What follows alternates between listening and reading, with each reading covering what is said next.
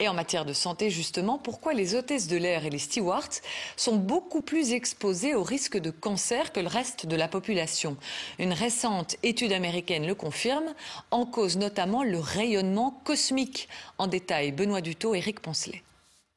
Pendant plusieurs années, des chercheurs américains se sont intéressés au personnel navigant, pilotes, stewards, mais aussi et surtout les hôtesses de l'air. Conclusion, ce personnel est plus fragile face au cancer. Donc en pratique, on a en effet montré qu'il y avait plus de cas de cancer du sein, cancer de la peau, cancer du col de l'utérus et puis certains types aussi de cancer digestif chez ces personnels. 5366 membres du personnel navigant ont été observés. On constate notamment 4 fois plus de cancer de l'utérus et de la peau, 2 fois plus de mélanome. Plusieurs hypothèses sont avancées. La principale, l'effet des rayonnements cosmiques qui augmentent avec l'altitude.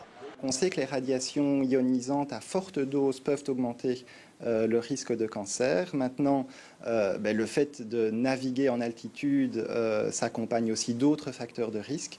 L'un d'entre eux, pour les personnels navigants, c'est le jet lag, le fait que ce soit des personnes qui travaillent de nuit.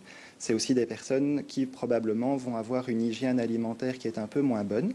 Par contre, ces personnels n'ont pas de facteurs de risque tels que le tabagisme, l'obésité, en tout cas en général. L'importance du rayonnement cosmique se calcule en sievert. On estime généralement que la limite sans impact sur la santé est de 1 millisievert par an. Or, le personnel navigant observé a en moyenne subi une dose de radiation 2 fois supérieure. Ceci ne doit toutefois pas vous empêcher de partir en vacances en avion. L'impact des radiations n'est réel qu'à long terme. Seul le personnel navigant peut donc être concerné.